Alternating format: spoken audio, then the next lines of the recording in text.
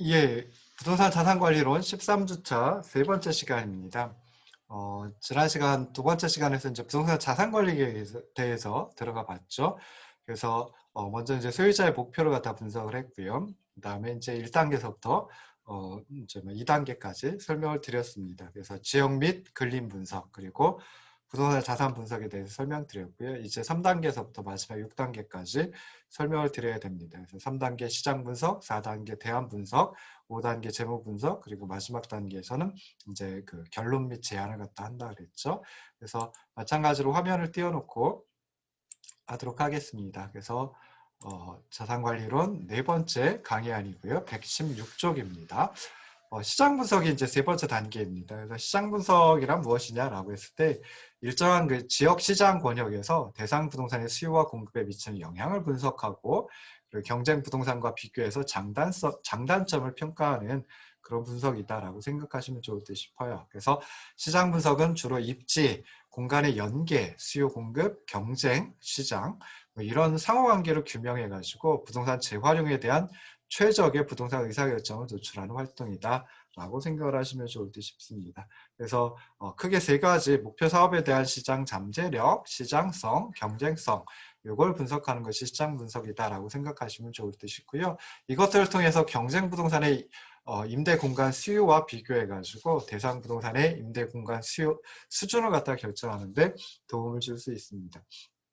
최근에는 좀 복잡한 분석들이 많이 이루어집니다. 그래서 지역 시장 권역 내의 매출액이라든지 임대료, 공실률, 흡수율 이런 것들의 계량적 추정치를 분석하는 경우도 있고요. 또는 소비자 심리라든지 소비자 선호도라든지 이런 질적인 특성에 대한 분석도 많이 이루어집니다. 그래서 부동산 자산관리자는 시장 분석을 통해 가지고 적정한 임대료 수준 어느 정도일지 결정을 하기도 하고요. 그 다음에 경쟁 부동산과의 리포지셔닝을 위해 필요한 요소, 운용, 재투자, 매각 등에 대한 정보 이런 것들까지 얻을 수 있다라고 생각을 하시면 좋을 듯 싶습니다. 그래서 일반적으로 부동산 시장 분석은 크게 세 가지 과정을 거칩니다. 그래서 시장 권역을 먼저 설정을 하고요. 두 번째 단계에서 수요를 분석하고 세 번째 단계에서 공급을 분석하는 이런 이제 과정을 거친다라고 생각을 하시면 좋을 듯 싶어요. 그래서 시장 분석 과정 하나하나를 갖다 이제 좀 차례차례 설명을 드려야 되는데요. 자, 시장 권역을 갖다가 설정하는 게 이제 첫 번째 과정입니다. 그래서 시장 권역의 규모 그리고 시장 권역의 형태에 영향을 미치는 요인 여러 가지 있을 수 있는데요. 자연적인 지형, 인공 구조물 이런 것들도 영향을 미치고요. 인구 밀도라든지 교통 상황, 행정구역의 경계와 학군, 개발 유형과 범위 이런 것들이 이제 시장 권역을 설정할 때 이제 중요한 어떤 영향 요인이다라고 생각해 볼 수 있습니다. 먼저 자연적인 지형을 보면 강, 산, 호수 이런 것들이 될 텐데요. 좀 실질적인 통행에 영향을 주기도 하고요. 그다음에 아까 말씀드렸듯이 심리적인 장벽, 사회적인 장벽이 되기도 합니다. 그리고 옹벽과 같은 인공 구조물도 이제 이런 그 심리적, 사회적 장벽 역할을 할 수 있죠. 그래서 시장 권역 설정에 영향을 미친다라고 생각해 볼 수 있습니다. 그리고 또 이제 인구 밀도를 가지고 보면 고밀도로 개발된 도시 인근의 쇼핑센터는 소도시라든지 농촌 지역에 비해서 시장 권역의 범위가 좀 좁을 수 있습니다. 그래서 인구 밀도가 높을수록 시장 권역은 좁아진다라고 생각을 하시면 좋을 듯 싶어요. 그래서 저기 막 고밀도인 도시의 쇼핑센터 보면은 사실 고밀도인 도시엔 쇼핑센터가 쇼핑몰이 여러 개가 있을 수 있죠. 그러다 보니까 이제 시장 권역을 좀 나눈다라고 생각해 볼 수 있는데요. 소도시라든지 농촌 지역 같으면은 쇼핑몰이 특정한 곳에 하나밖에 없는 경우가 많거든요. 그러면 그 하나가 소도시 전체 또는 농촌 지역 전체를 갖다 커버한다라고 생각해 볼 수 있죠. 시장 권역이 좀 넓어진다라고 생각해 볼 수 있어요. 자, 교통 상황과 관련해서도 좀 교통 체증이 심한 곳은 잠재적인 수요자들이 부동산 매입이나 임차를 포기할 수도 있겠죠. 그래서 교통 상황도 시장 권역에 영향을 미친다라고 생각해 볼 수 있습니다. 자, 그 다음에 이제 행정구역 경계와 학군 관련해서는 자, 범죄율이 낮고 그 다음에 학군이 좋은 그런 지역 같으면 주거용 부동산 의 경우에 시장 권역이 넓어진다라고 생각을 해볼 수 있습니다. 그 다음에 행정구역 경계 그리고 동질성 뭐 이런 것들은 이제 주거용 또는 소매용 부동산의 시장 권역을 결정할 때 매우 중요한 영향을 미친다라고 생각해 볼 수 있고요. 마지막으로 개발 사업이 커질수록 시장 권역은 좀 더 넓어진다. 그런데 이제 개발 사업 중에 복합 용도 개발 사업도 있을 수 있죠. 여러 가지 용도를 한꺼번에 갖춘 뭐 복합 쇼핑몰 같은 게 있을 수 있습니다. 그래서 이런 복합 용도 개발 사업은 용도별로다가 그 시장 권역이 다를 수도 있습니다. 그래서 개발 유형 그리고 개발 범위 뭐 이런 것도 이제 시장 권역 설정할 때 영향을 미친다라고 생각을 해볼 수 있습니다. 그래서 시장 권역의 규모, 형태에 영향을 미치는 요인 살펴봤고요. 이런 그 요인들을 고려해가지고 시장 권역을 설정해야 되는데 시장 권역을 설정하는 과정 또 크게 한 네 가지로 생각을 해볼 수 있습니다. 그래서 첫 번째, 고객 포획을 위한 시장 권역 구분, 두 번째 단계선 시장의 경쟁력 파악, 세 번째 단계선 대상 부동산 실사, 그리고 네 번째, 근린 생활시설과의 근접성 검토, 뭐 이런 과정을 거쳐가지고 시장 권역을 설정한다라고 생각을 하시면 좋을 듯 싶습니다. 그래서 먼저 첫 번째, 고객 포획을 위한 시장 권역 구분에 관련해서는 뭐 인구 통계 조사 자료라든지 행정구역 지리정보 시스템 GIS라고 보통 부르죠. 그래서 이런 것들을 이용해 가지고 반복 구매 고객을 이끌어낼 수 있는 그런 시장 권역을 구분을 합니다. 그래서 주거용이라든지 소매형 부동산 같으면 이제 시장 권역을 주로 상권이라고 보통 얘기를 하지요. 그래서 특히 이제 소매형 부동산 같으면 이제 상권이라고 얘기를 하죠. 그래서 이런 주거용 소매형 부동산 시장 권역은 1차 그리고 2차 시장 권역으로 구성이 되어 있습니다. 그래서 1차 시장 권역에 한 60 내지 80%의 잠재 고객이 거주하고요. 2차 시장 권역에 1차에서 2차전 60, 80 남는 거 20, 40%의 잠재 고객이 거주하게 됩니다. 그래서 이런 식으로 해서 1차 시장 권역, 2차 시장 권역 뭐 이렇게 이제 나누어 볼 수 있습니다. 근데 이제 1차, 2차 시장 권역에 거주하지 않는 관광객이라든지 뭐 기타 방문객이 구매하는 수요도 있을 수 있겠죠. 그래서 그런 것들은 이제 유입 매출이라고 인플로우라고 구분해 가지고 이제 추정을 하는 경우도 있습니다. 그래서 호텔이라든지 리조트 뭐 이런 관광 숙박 시설의 경우에는 지역의 인구 현황보다는 교통 접근성, 관광객 수, 레포츠 시설, 소득 수준 뭐 이런 것들을 고려해 가지고 시장 권역을 설정하는 것이 이제 바람직하다라고 생각을 해볼 수 있습니다. 자, 두 번째 과정에서는 시장의 경쟁력을 파악을 해야 되죠. 그래서 시장의 경쟁력을 갖다가 파악하기 위해서는 지역 경제 동향이라든지 또는 유사 부동산의 밀집도 그다음에 그런 유사 부동산의 어떤 성과 뭐 이런 것들을 고려해 가지고 시장의 경쟁력을 파악을 해야 됩니다. 그래서 업무용, 산업용 이런 것들이 이제 수익용 부동산이라고 할 수 있는데요. 이런 수익용 부동산은 뭐 주요 교통로라든지 대학교, 종합병원, 쇼핑몰과 같은 상업 활동의 중심지 주변에 밀집하는 것이 이제 바람직하다라고 생각해 볼 수 있죠. 자, 그 다음에 이제 시장 권역을 설정한다라고 했을 때 세 번째 과정이 대상 부동산의 실사입니다. 그래서 실제로 이제 현장에 나가가지고 조사를 한다라고 하는 그런 의미죠. 그래서 이렇게 하면 대상 부지 그리고 주변 환경 등을 갖다 좀 더 정확하게 파악을 해볼 수 있습니다. 그냥 우리가 뭐 지도라든지 뭐 이런 것들만 가지고 살펴본다라고 하면 대상 부동산의 그 어떤 그 부지라든지 주변 환경 이런 것들을 정확하게 파악하기 어렵거든요. 그래서 실제 조사를 하는 것이 필요하다라고 생각해 볼 수 있습니다. 그래서 뭐 여러 가지 것들, 뭐 지형, 형상, 경관 등을 좀 파악을 하고요. 그다음에 대상 부동산과 인근 지역의 부동산 용도와의 조화 여부를 평가를 하기도 해야 합니다. 그래서 이렇게 이제 두 가지를 갖다가 파악을 하고 평가를 해야 되는데 이런 그 지형 형상 경관이라든지 또는 인근 지역의 부동산 용도와의 조화 여부 평가한다라고 했을 때는 좀 실사를 해가지고 그 실사 결과를 정리해서 평가를 하는 것이 바람직하다라고 생각해 볼 수 있습니다. 뭐 예를 들어 가지고 단독주택의 경우에는 그 해당 부지에 수목이 있으면 나무가 많이 있으면 그러면 이제 나중에 단독주택을 만들어 가지고 분양을 한다라고 했을 때 좀 장점이 될 수 있겠죠. 그런데 수목이 있으면 나무가 있으면은 정지 작업을 할 때 그것들을 갖다 다 파내야 돼요. 다른 데로 옮겨야 돼요. 그러려면 비용이 많이 발생할 수도 있다라고 생각을 해볼 수 있습니다. 자, 그리고 또 뭐 예를 들어 공항에 근접해 있다라고 하면 그럼 호텔이라든지 물류창고 같으면은 바람직한 입지가 되겠죠. 공항에 근접해 있는 게 바람직하다라고 생각해 볼 수 있는데 고급 주거 지역을 공항에 근접해 가지고 만든다? 이거는 좀 바람직하지 못하다라고 생각해 볼 수 있습니다. 그래서 뭐 이런 것들을 이제 파악하는 것이 대상 부동산 실사의 내용이다라고 생각을 하시면 좋을 듯 싶고요.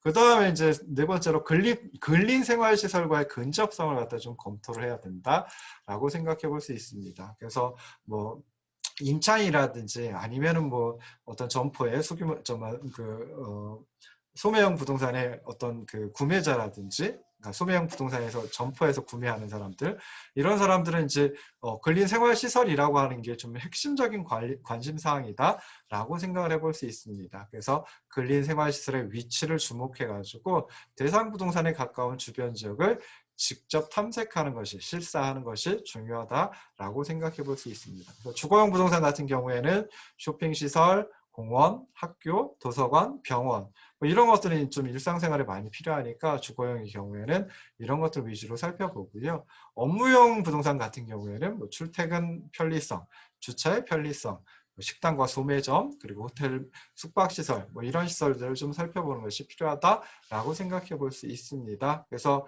호텔이라든지 숙박시설 같으면 그 업무용 부동산, 뭐 업무용 부동산에 회사가 주로 입지에 있겠죠. 그러면은 다른 회사에서 업무차 이 회사로 출장을 왔다가 좀 묵고 갈 수도 있으니까요. 필요하다라고 생각해 볼 수 있습니다. 자, 그 다음에 시장 분석 과정에서 두 번째 과정이 수요 분석이었습니다. 그래서 수요 분석, 자, 부동산 시장의 수요는 국가 경제에 영향을 받을 수도 있고요. 그다음에 지역 경제에 영향을 받을 수도 있습니다. 그러다 보니까 수요 분석은 국가 전체의 어떤 거시적인 지표뿐만이 아니라 지역에 해당하는 지역 경제 상황 그리고 뭐 지역의 인구 통계학적 자료 뭐 이런 것들을 갖다가 이런 것들을 통해서 좀 파악해야 한다라고 생각을 해볼 수 있습니다. 그래서 부동산 시장은 주로 이제 지역 시장이죠. 그래서 그런 점을 고려하면 수요 분석을 포함해서 부동산 시장 분석은 전체가 지역의 경제 지표 그리고 인구 통계학적 자료에 더 중점을 주는 게 바람직하다라고 생각해 볼 수 있는데요. 결국 이런 수요 분석을 통해 가지고 추정 구매력, 그러니까 구매력을 추정을 해 보고요. 그다음에 매출은 얼마나 되는지 그 매출 잠재력을 예측할 수 있다라고 생각해 볼 수 있습니다. 그래서 수요 분석과 관련된 지역 경제 지표 뭐 아까 우리가 그 입지상이라고 하는 거, LQ라고 하는 지표를 살펴봤었는데요. 뭐 그것들을 통해 가지고 수요 분석을 해볼 수도 있고요. 그 다음에 인구 통계학적 자료로는 뭐 해당 지역의 인구 증가율, 가구 구성의 변화, 가구 증가율, 주거 형태, 뭐 그다음에 주거 규모, 뭐 이런 것들을 생각을 해볼 수 있습니다. 그래서 최근에 아이고 죄송합니다. 그 인구 증가율이라든지 가구 구성의 변화, 가구 증가율 뭐 이런 것들은 그 주택 수요량을 파악할 때 이제 정말 필요하다라고 생각해 볼 수 있고요. 그 다음에 또 연령대별로 선호하는 주거 형태와 규모를 통해서는 유형별 주택 수요량을 예측할 수 있기 때문입니다. 최근에 이제 가구 구성이 굉장히 많이 변화를 하고 있죠. 1, 2인 가구가 증가하는 그런 현상이 많이 발생을 합니다. 그래서 뭐 자녀가 분가를 한다든지 고령 가구라든지 독신 가구라든지 뭐 자녀를 두지 않는 뭐 부부 가구 뭐 이런 경우 같으면 이런 것들이 이제 많이 늘어나는 형태로 가구 구성이 변화가 되고요. 그러다 보면 주택 수요량 특히나 이제 유형별 주택 수요량에 영향을 미칠 수 있습니다. 자, 그 다음에 이제 세 번째 과정. 공급 분석이다라고 생각을 해볼 수 있습니다. 시장 분석의 세 번째 과정이 이제 공급 분석인데요. 자, 공급 분석을 할 때는 이제 주된 대상이 그 지역 시장 권역 내 부동산 재고의 규모, 그러니까 기존에 있는 부동산의 규모가 어느 정도인지, 그리고 과거 및 현재의 재고 상황, 그러니까 현재의 규모뿐만 아니라 과거의 그 부동산 재고 규모도 파악을 해봐야 되고요. 그 다음에 세 번째, 가까운 시기에 예상되는 건축 활동, 뭐 이런 것들도 이제 파악을 해봐야 됩니다. 그래서 이렇게 해야 되고요. 그 다음에 두 번째 또 살펴볼 수 있는 게 공급 분석에서는 대상 부동산과 경쟁 부동산의 비교가 좀 포함이 되어야 된다라고 생각해 볼 수 있습니다. 그래서 대상 부동산하고 경쟁 부동산과의 그 비교를 갖다가 해야 되는데요. 뭐 예를 들어 주택의 경우 같으면 주택 등급별로 현재 및 과거의 가격, 뭐 단위 면적당 평균 거래 가격, 월별 또는 연간 평균 임대료 추이 뭐 이런 것들을 조사해 가지고 동일한 주택 등급의 부동산과 그 대상 부동산이 경쟁력이 있는지 판단을 해야 될 필요가 있다라고 생각해 볼 수 있습니다. 자, 상업용 또는 산업용 부동산의 경우, 그러니까 수익용 부동산이라고 우리가 흔히 얘기를 하죠. 그래서 그런 경우에는 임대 가능 면적당 평균적인 월간 임대료 또는 연간 임대료, 그리고 평균적인 공실률 추이, 뭐 이런 것들을 이제 분석을 해야 되고요. 특히나 이런 수익성 부동산의 경우에는 지금 현재 건축 중인, 그러니까 미래에 완공돼 가지고 미래에 또 경쟁을 하게 된 거죠. 그래서 그런 건축 중인 부동산 현황을 파악해 가지고 뭐 사전 임대, 분양 규모 이런 것들도 이제 미리 분석을 해 놓는 게 좋다라고 생각해 볼 수 있습니다. 자, 그리고 나서 이제 경쟁 부동산과 비교를 해야 되는데, 이 경쟁 부동산과 비교를 할 때는 뭐 입지와 연결성, 임대료 또는 가격, 관리비, 주차 공간, 편의시설, 건물과 단지의 유지 보수 비용, 뭐 이런 것들을 이런 항목들을 가지고 이제 경쟁 부동산과 비교를 하는 것이 바람직하다라고 생각해 볼 수 있습니다. 자, 부동산 자산 관리 계획 수립하는 네 번째 단계가 이제 대안 분석입니다. 그래서 대안 분석은 시장 분석에 기초해가지고 3단계에서 시장 분석을 하죠. 그 시장 분석에 기초해가지고 대상 부동산의 운용, 구조, 자산 이용의 변화를 모색하는 분석입니다. 그러니까 대안을 찾아내는 분석이다. 그리고 그 대안이 바람직한지 그렇지 않은지 또는 뭐 여러 가지 대안이 있으면은 그 대안들을 갖다 비교하는 그런 분석이다라고 생각을 해보시면 좋을 듯 싶습니다. 그래서 대상 부동산 운용의 변화는 굉장히 다양할 수 있죠. 그래서 시장 분석에 기초한 새로운 임대 스케줄 적용하는 것부터 시작해가지고 뭐 에너지 절약형 전구로 교체한다든지 뭐 공동 난방비를 절약하는 방법 뭐 이런 것들에 이르기까지 관리자의 좀 다양한 창의적 노력이 요구된다라고 생각을 해볼 수 있습니다. 뭐 그러려면 굉장히 많은 분야를 다 잘 알고 있어야 된다라고도 생각을 해볼 수 있죠. 그 다음에 두 번째 이제 대상 부동산의 구조의 변화와 관련해서는 저 건물의 설비를 개선해 가지고 건물의 수명을 연장시키는 방법 뭐 이런 것들도 이제 생각을 해봐야 된다라는 거죠. 그 다음에 세 번째 대상 부동산 자산 이용의 변화는 새로운 용도를 사용하는 재활용 뭐 이런 것이 이제 대표적인데요. 재활용은 뭐 기존 부동산을 그러니까 기존에 있던 부동산 철거하고 새로 건설하는 것보다 오히려 재활용하는 게 경제적인 경우도 있을 수 있습니다. 그래서 이런 것들을 분석하는 것이다라고 생각해 보시면 좋을 듯 싶은데요. 예를 들어 가지고 수익성이 좀 떨어지는 호텔이다라고 하면 요즘에 이제 그걸 갖다 임대 아파트라든지 뭐 청년주택 뭐 이런 식으로 개조해 가지고 임대를 놓는 경우가 많이 있을 수 있습니다. 그래서 이게 이제 그 대상 부동산 자산 이용의 변화와 관련된 내용이다라고 생각을 하시면 좋을 듯 싶습니다. 자, 그 다음에 대안 분석에서는 그 예상되는 위험에 대한 검토도 해야 되고요. 자금 조달 방법, 대체 방안을 실현하기 위한 임대 마케팅, 계량 및 매각과 관련된 전략 뭐 이런 것들까지 모색하는 것이 이 대안 분석의 내용이다라고 생각을 하시면 좋을 듯 싶습니다. 자, 이제 마지막 의미 있는 분석이 이제 재무 분석이 되겠죠. 그래서 이 재무 분석이 5번째 단계인데요.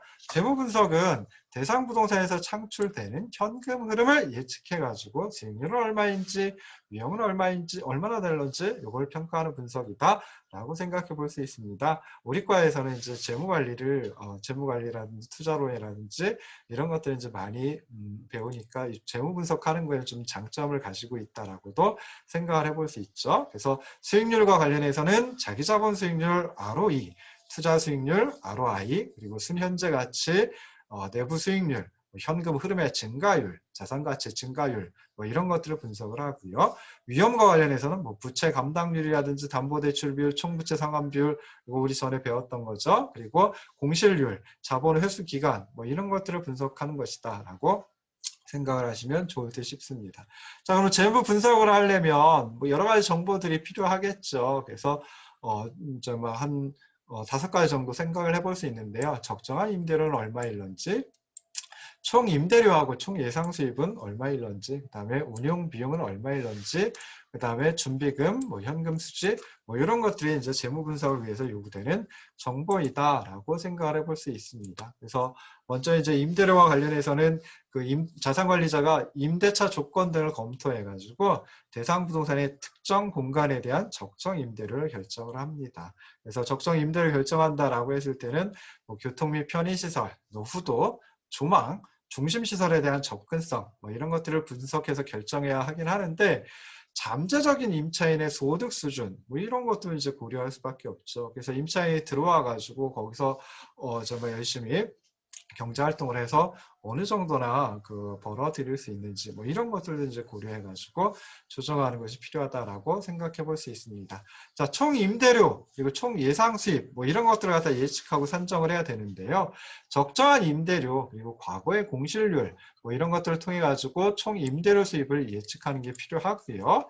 그 다음에 잠재적인 추가 수입, 그러니까 뭐 부대 수입, 부가 수입이라고 생각해 볼 수 있는 거, 주차장이라든지 자동 판매기, 뭐 세탁실, 뭐 이런 것들을 통해 가지고 추가 수입을 얻을 수도 있죠. 그래서 그런 것들까지 포함해서 총 예상 수입을 산정하는 것이 이제 총 예상 수입을 산정해서 재무 분석에 이제 투입하는 것이 필요하다라고 생각해 볼 수 있습니다. 그래서 여기서처럼 총 임대료 그리고 총 예상 수입을 산정할 때는 공실이라든지 임차인의 도산, 임차인의 이동 그런 것들로 인한 임대 손실 비율 고려해야 하고요. 그 다음에 재계약할 때 임대료가 바뀔 수 있죠. 그래서 그 임대료 변화 가능성까지 검토하는 것이 필요하다라고 생각해 볼 수 있습니다. 세 번째 좀 요구되는 정보가 운영 비용이었죠. 그래서 운영 비용은 대상 부동산의 운영 그리고 자산을 유지하는 데 필요한 비용을 이제 산출해야 하는데요. 뭐 부동산 세금,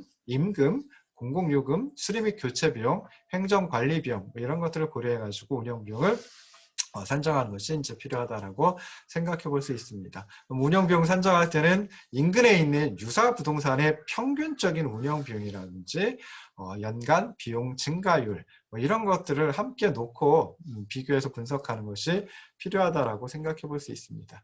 자, 네 번째 필요한 정보가 준비금이었죠. 그래서 준비금은 보통 이제 화재라든지 자연재해라든지 이런 예상치 못한 상황에 대비해 가지고 쌓아놓는 예외적인 지출이다라고 생각해 볼 수 있습니다. 예외적인 지출을 위해서 쌓아놓는 경비이다라고 생각해 볼 수 있습니다. 그래서 일반적으로 이제 수선 유지비의 10 내지 15%를 준비금으로 적립을 많이 해놓는다라고 하고 있습니다. 그래서 이것도 알고 계시면 좋을 듯 싶고요. 자, 마지막 다섯 번째가 이제 현금 수지였죠. 그래서 현금 수지는 총 예상 수입에서 비용 지출과 부채 상환, 차감하고 남은 그래서 사용 가능한 금액을 의미한다라고 생각을 해볼 수 있습니다. 그래서 연간 현금 수지를 산정한다라고 했을 때는 연간 총 예상 수입에서 부채 상환과 운영비 지출을 공제해가지고 산정을 하고요. 그 다음에 현금 수지가 대상 부동산의 기대 수익과 좀 다르다라고 하면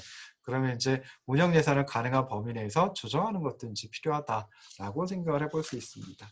자, 마지막 6단계가 이제 결론 및 제안입니다. 그래서 솔직히 이렇게 이제 자산관리 계획을 부동산 자산관리 계획을 부동산 자산관리자가 열심히 짜놓는다라고 해도 그래서 뭐 소유자라든지 투자자에게 건네주겠죠. 정말 자산관리 계획을 이렇게 짰어요라고 해가지고 건네준다라고 했을 때 뭐 소유자나 투자자가 꼼꼼히 읽어보는 경우도 있습니다. 그리고 정말 이해가 안 되는 부분은 자산관리자에게 물어보고 왜 이렇게 됐어요? 라고 이제 물어보기도 하고 그러는데요. 사실은 뭐 저도 그렇긴 하지만 보고서가 있으면은 그러면 맨 첫 장, 그리고 이제 요약해 놓은 거 이것들만 이제 주로 읽어보는 경우가 많이 있습니다. 그래서 그런 것들을 이제 참조해 가지고 결론 및 제안을 주로 이제 자산관리계획 보고서를 작성한다 그러면은 거의 1000머리에다가 요약과 결론을 이제 제시해 놓는 게 좋을 수도 있습니다. 자, 그래서 결론 및 제안을 갖다가 보고서로다가 제출을 해야 되는데요.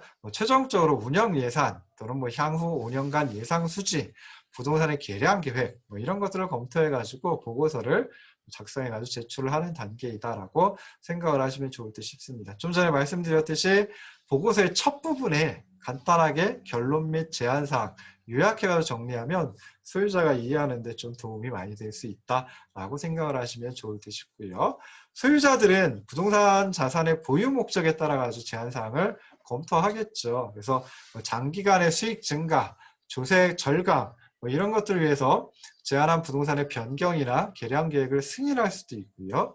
새로운 자본을 투입하지 않고 단지 미루었던 수선만을 통해서 뭐 부동산 자산 가치를 보전하기를 원할 수도 있습니다. 그래서 그렇긴 한데 소유자가 조달할 수 있는 자금이 부족한 경우도 있고요. 용도적 변경이 단시일 내에 예정되어 있는 경우도 있을 수 있고, 네, 건물의 물리적 또는 경제적 수명이 다한 경우에는 자본 지출을 할 필요가 없는 거죠. 그래서 이제 단기간 최대한 수입을 창출하기를 원할 수도 있습니다. 그래서 이런 어떤 보유 목적에 따라서 정말 제한 사항을 갖다지 검토를 하겠죠. 그래서 만약 대상 부동산의 자산 관리에 변경 사항이 있다라고 하면 자산 관리자는 그 이행하는 시기, 그러니까 자산 관리 변경을 해야 되는 그 시기, 그리고 뭐 단계적 시행 여부, 그리고 대상 부동산에 대한 운영 계획, 뭐 이런 것들까지 명시를 하는 것이 바람직하다라고 생각을 해볼 수 있습니다. 그래서 오늘은 13주차에서는 부동산 자산 관리 계획에 대해서 설명을 드렸어요. 굉장히 많은 분량인데 사실 정말 차근차근 읽어보면 그렇게 뭐 이해가 어려운 부분은 좀 없을 것이다라고 생각을 합니다. 그러면서 나중에 부동산 자산 관리를 할 때 이런 내용들을 갖다 기억을 하셔가지고 또는 다시 한번 살펴보시면서 부동산 자산 관리 계획 뭐 6가지 단계로 이루어진다. 근데 그 전에 소유자 목표 분석을 해야 되고, 그리고 6가지 단계 차근차근 해가지고 자산 관리 계획 보고서를 결국 작성을 하는 거죠. 그래서 그런 여기서 설명드린 거 나중에 실무에서도 좀 쓰실 수 있으면 참 정말 좋을 듯 싶습니다. 자, 오늘은 여기까지 하겠습니다. 긴 시간 들어주셔서 고맙습니다. 고생하셨습니다.